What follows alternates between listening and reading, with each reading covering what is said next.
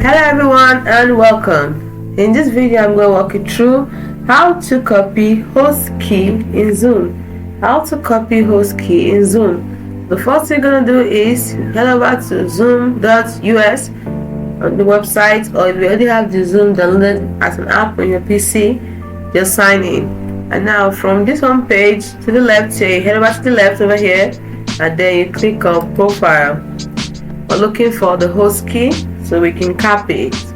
Next, you scroll down all the way down until you see meeting host key, and you can see something here is hidden, so just click on this eye icon to show it, and then you can now copy it. You can simply just highlight it to copy it. Highlight it and copy it. So you just simply do this and click on copy. It's as simple as that.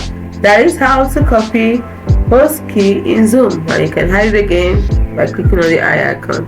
Hope you found this video helpful. If you did, like and subscribe to the channel for more helpful tips like this which we put up every day. Thanks for watching. See you in the next video. Bye bye.